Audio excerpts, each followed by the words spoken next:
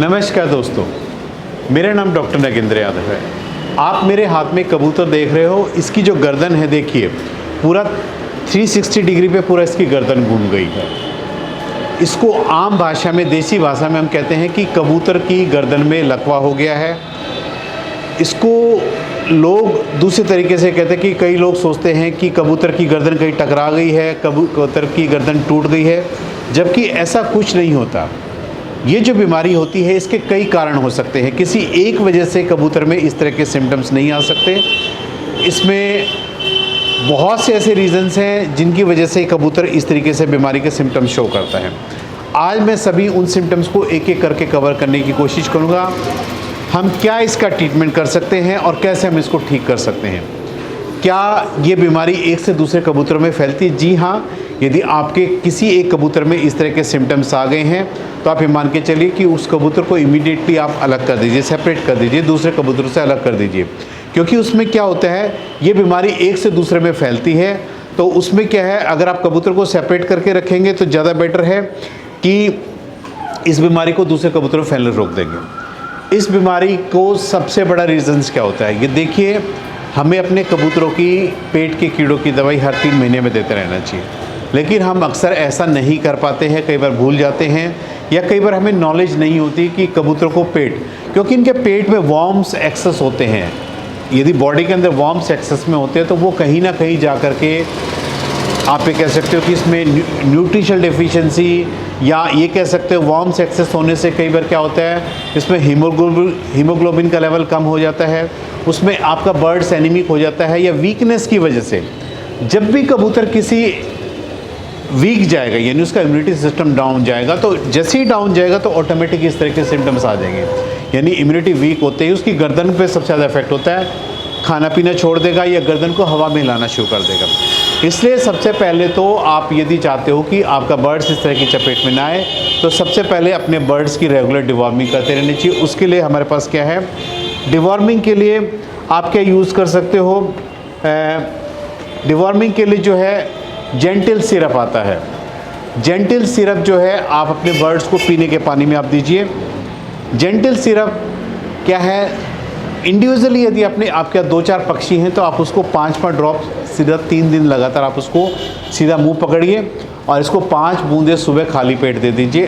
3 दिन के बाद इसको बंद कर दीजिए। यदि आपके पास 100-150 पक्षी हैं और आप उनके पेट की डिवॉर्मिंग करनी है, उसका तरीका ये है कि 5 ml 1 लीटर पानी के हिसाब से आप डाल करके 3 दिन लगातार दीजिए। 3 दिन के बाद आप ये बंद कर दीजिए। यदि आप एक बार रेगुलर आप ये करेंगे तो आपका कबूतर इस तरह की चपेट में कभी नहीं आएगा। तो इसलिए डिवॉर्मिंग भी बहुत इंपॉर्टेंट होती है कबूतरों के लिए स्पेशली, कि वो फ्यूचर में कभी बीमार ना हो। ये जब आपकी डिवॉर्मिंग हो गई है, आपने 3 दिन कर दिया है, अब उसकी बात आती है कि उसके बाद आपने इसको क्या करना है। डिवॉर्मिंग के बाद आपको क्या करना चाहिए कि इसको थोड़ा सपोर्ट देना है। कई बार क्या होता है, इसमें जब वीकनेस आती है तो उसका लीवर कमज़ोर होता है, हमने इसके लीवर को बूस्टअप करना है। तो लीवर को बूस्टअप करने के लिए हमारे पास जो है ब्रोटोन सिरप अवेलेबल है। तो यदि इसको लीवर में कोई दिक्कत है, खाना नहीं खा रहा, क्योंकि इसमें खाना सबसे पहले खाना छोड़ता है, तो लीवर टॉनिक ये ब्रोटोन सिरप जो होता है बर्ड्स में, पक्षियों में सबसे ज़्यादा इफेक्टिव होती है। कोई भी पक्षी खाना पीना छोड़ता है तो उसमें मान के चले कि ब्रोटोन सिरप होता है, सबसे बेस्ट होता है, और इसके जो रिज़ल्ट्स होते हैं काफ़ी अच्छे होते हैं। आप इसको इंडिविजुअली भी दे सकते हैं, यानी एक पक्षी को अलग से ही पिला सकते हैं। यदि आपके पास नंबर ऑफ़ बर्ड्स ज़्यादा है तो कोशिश करनी चाहिए इसको पीने के पानी में आप लगा दीजिए।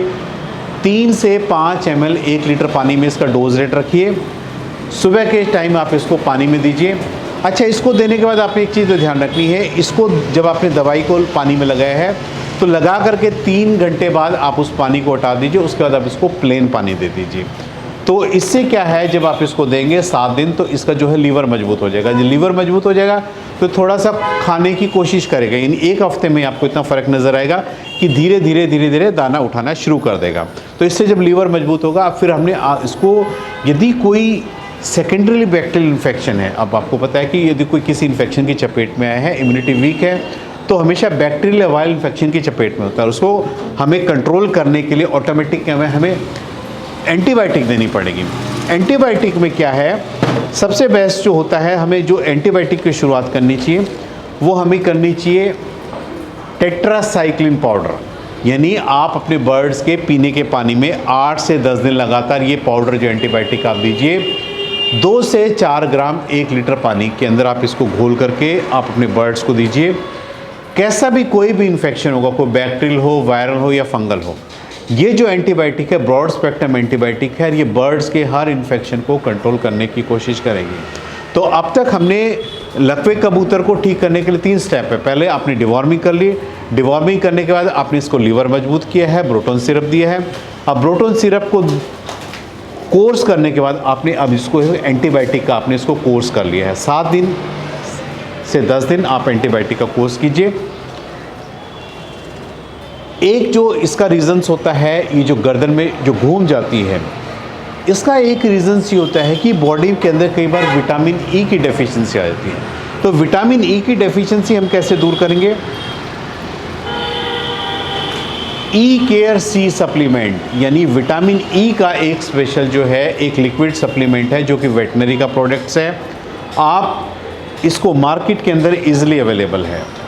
आप इस तरह के पक्षियों को जिनकी गर्दन टेढ़ी हो गई है, आप इनको ई केयर सप्लीमेंट आप डेली 5-5 ड्रॉप आप इसको डायरेक्ट इसके मुंह के अंदर आप पिलाना शुरू कर दीजिए। 1 से 1.5 महीने में इसकी जो गर्दन जो इस तरह से टेढ़ी है, पूरी तरीके से इसको देने से रेगुलर इसकी जो गर्दन है पहले ऐसे पूरी तरीके से सीधी हो जाएगी। जब ये सीधी हो जाएगी उसके बाद ये धीरे धीरे अपने आप खाना खाना शुरू कर देगा और ये उसके बाद उड़ना भी स्टार्ट करेगा। जब तक इसकी गर्दन टेढ़ी रहेगी आप देखेंगे कि ये ज़रा सा उड़ते ही टकरा करके गिर जाता है, यानी इसका बैलेंस नहीं बन पाता है।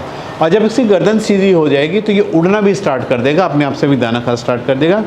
तो इस प्रकार आप ये कह सकते हो कि जब भी इसकी गर्दन टेढ़ी होती है या हवा की बीमारी में आपका कबूतर आता है, इसको ठीक होने में कम से कम 1 से 1.5 महीने का समय लगेगा ही लगेगा। कबूतर यदि खाना नहीं खाता है, इस परिस्थिति में सबसे ज़्यादा होता है खाना नहीं खाना खाता है तो उसको हाथ से खाना भरवाइए। आप इसको पानी के अंदर काले चने भिगो कर रखिए। 15 से 20 चने एक बार आप इसको हाथ से ऐसे इसकी गर्दन सीधी करके 15 से 20 चने आप इसको एक बार में आप इसको खिला सकते हैं। इस तरीके से 20 चने खिला करके इसको छोड़ दीजिए। हल्का सा ऊपर से 0 नंबर का मार्बल दे दीजिए, ताकि क्योंकि इसको डाइजेशन में दिक्कत होती है, पहले से ही कमज़ोर है, तो वो जो 0 नंबर का मार्बल होता है इसके दाने को पचाने में हेल्प कर सकता है। तो इस प्रकार इसके शरीर को दवाइयाँ भी मिलेंगी और एक हेल्दी न्यूट्रिशन भी मिलेगा। तो दोनों चीज़ें मिल करके क्या है, इसकी रिकवरी में काफ़ी हेल्प करेंगी।